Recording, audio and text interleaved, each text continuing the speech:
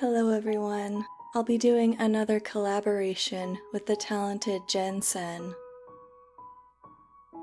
I went to camp to escape bullying. I was lucky to get out alive. Written by Sapphire Lion 15. I've been wondering for a long time if I should tell this story or not. On one hand, I don't think anyone will believe me. On the other, someone might. But now, seeing as we're all locked in our homes with nothing but the internet for entertainment, I guess now is the time. Few people look back at the 7th grade fondly. I certainly don't. I developed a little faster than the other girls did. My guidance counselor told me that my body was beautiful, and that they were just jealous. When there are posts all over social media calling you a prostitute and other nicknames, that's not much comfort. My parents did all they could, and they helped me make it until the end of the school year. As soon as the last day was over, they told me to pack my bags. I was getting a fresh start. While all of this was going on, my dads had been researching summer camps. They wanted me to have a fun summer away from the kids who lived in our neighborhood, aka the ones making those posts about me. By that May, they had found one, Camp Rabbit Run. Low cost, great reviews, nice kids, and all of it right next to a beautiful lake and 23-acre forest. I got the last spot. My dads did all they could to hype me up for the trip. Dad got me a disposable camera, Poppy got me a new swimsuit, etc. But I wasn't that excited.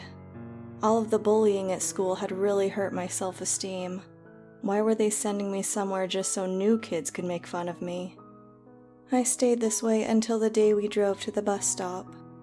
From there, I would board the bus and go to the camp.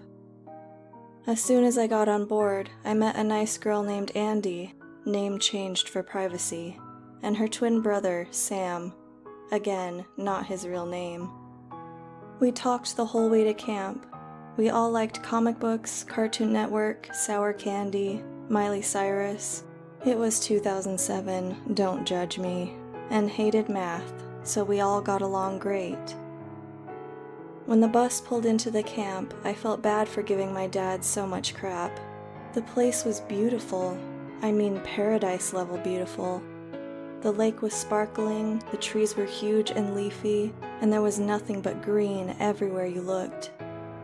On top of that, they had a swimming pool, an archery range, a soccer field, a basketball court, and a mess hall bigger than my house. With my new friends there, I was starting to think that I would have fun that summer. Then came Poison Ivy. Poison Ivy wasn't actually her name. It was a nickname we gave her that first night at camp. After dinner, we all gathered around a campfire to tell scary stories. We kids sat on benches around the fire, while the counselors got kitchen chairs. Poison Ivy complained that she got, you guessed it, poison ivy on the back of her legs, and kept whining until our counselor, we'll call her Ruth, gave up her seat. Andy caught her smirking as Ruth sat down. We hadn't spoken, but I already knew that Poison Ivy had become my mortal enemy. Camp lasted that year from June 1st to July 7th. During those weeks, there was a war going on. My friends and I versus Poison Ivy and her equally toxic allies. We drove our poor counselors crazy with the amount of pranks we pulled on one another. For example, one night Andy and I snuck into their cabin and poured sugar into Ivy's shoes. When she put them on the next morning, they were full of bugs. She got back at us by stealing Andy's water bottle, smearing the mouthpiece with rubbing alcohol from the crafts table, and telling Ruth that Andy and I had been drinking. We were saved by another camper saying he'd seen Ivy stealing from the crafts table. Had it just stayed that way, then maybe the summer could have ended better. But one night after dinner, one kid decided to tell us what he called a real ghost story. For most of camp, the scary stories we'd been telling were the stories everyone's heard a million times. The babysitter and the call coming from inside the house, the dude with a hook on his hand, a killer hiding in the back seat, etc. Still scary, sure, but no one had lost any sleep over them. The head counselor, who Will called Jennifer, looked at him suspiciously, but passed him the flashlight. The kid, who Will called Glenn, said that his dad had been a forest ranger back before the camp first opened. Back then, there was an old woman who lived in these woods. She had a tiny cabin, and she thought she owned the woods, so she refused to leave. What's more, she refused to let developers build the camp. The rangers, including my dad, tried everything to get her to leave. She wouldn't even open the door for them when they knocked. All she ever did was play creepy old-timey music on a huge old piano. Well, one day the developers got a court order. The old lady had no choice but to leave the woods, or else she'd be torn down with her house. They had to bring the cops to force her out. My dad told me that. As the officers dragged her away, they started to swing the wrecking ball to destroy the cabin. In a fit of rage, she broke away from the cops, ran into her house, and slammed the door shut. It was too late to stop the wrecking ball. It destroyed the cabin with her inside. The cops searched the wreckage for weeks, but they never found her body. Out of respect for the old woman, they built the camp on the other side of the lake and left the wreckage untouched.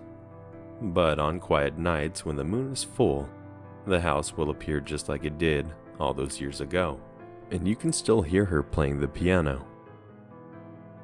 We were all silent. It wasn't the scariest story ever, but it was pretty unsettling. We didn't say goodnight like we usually did after the scary stories. We all just went to bed. Andy and I were, unfortunately, bunkmates with Poison Ivy. You should have seen your faces.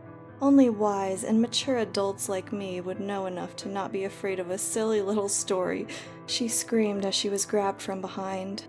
Her fear turned to fury/embarrassment when she realized that we were laughing. The mature and wise Ivy hadn't seen Sam sneaking up on her. What was that about not being scared? I high-fived Andy, who high-fived her brother.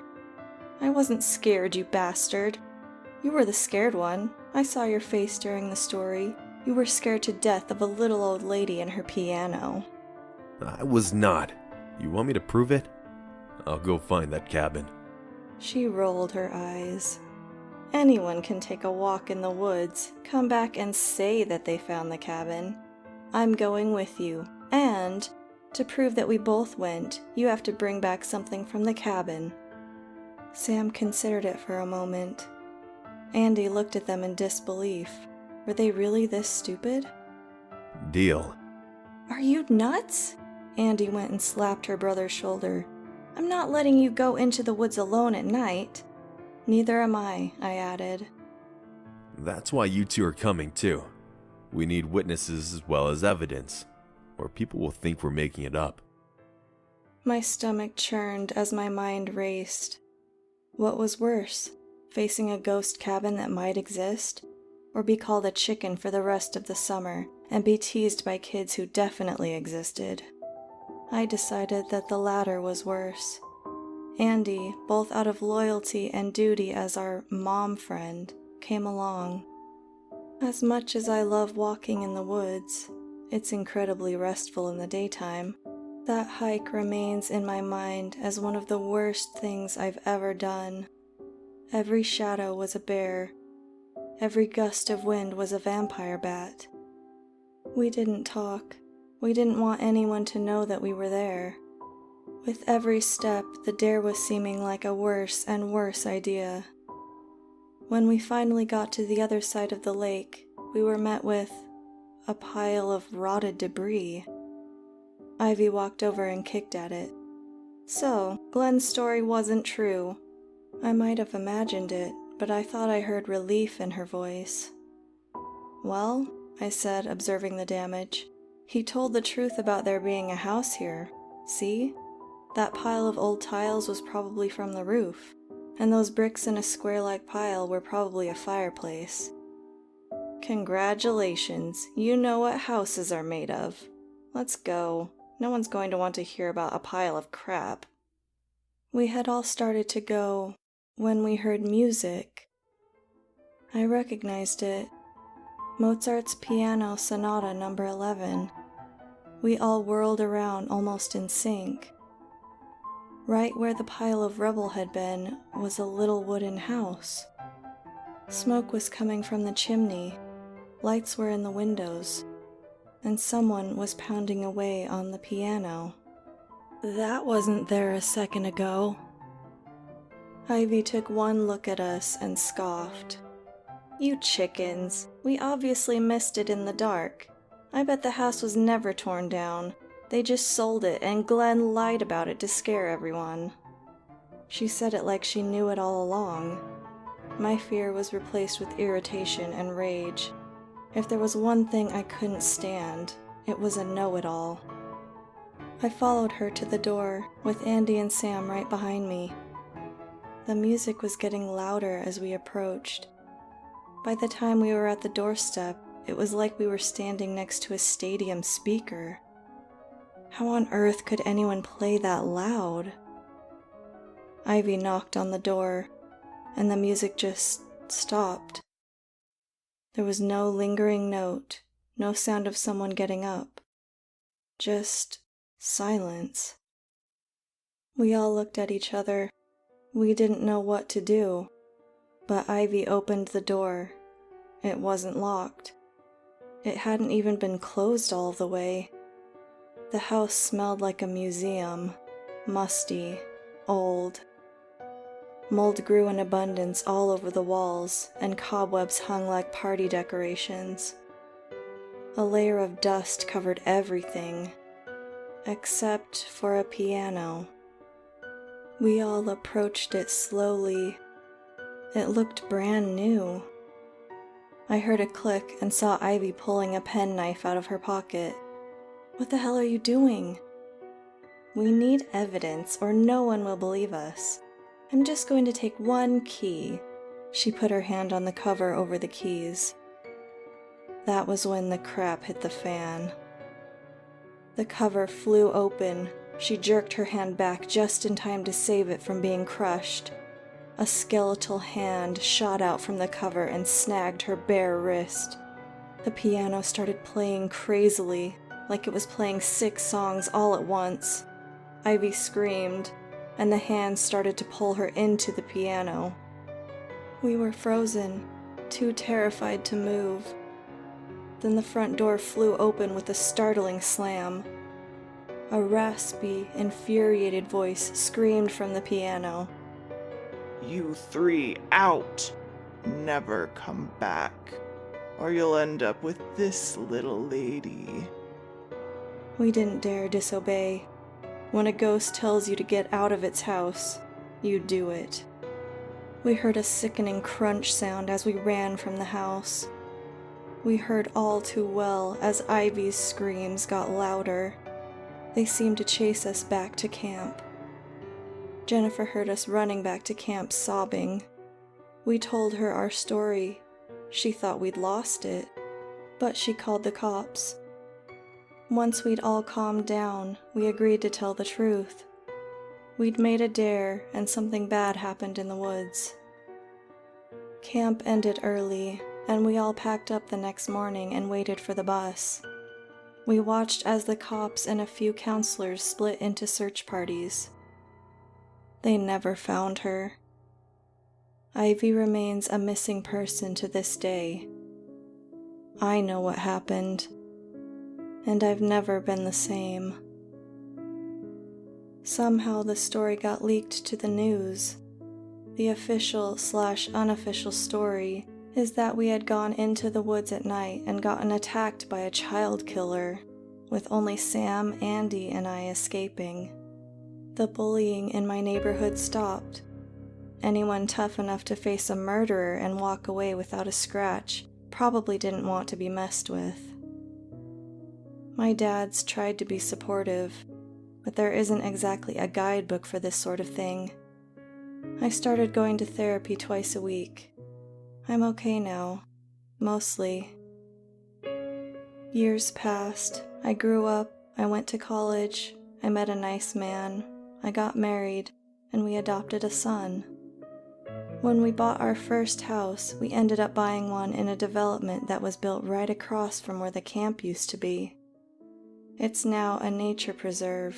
It has a real name, but I still call it Rabbit Run. I can't help but wonder sometimes if the events of that night are all in my head, and that I'm just covering up something else. I want to trust myself, but it's hard. I don't know what to believe, but every now and then, on quiet nights, I hear a faint sound coming from Rabbit Run. It sounds like a piano.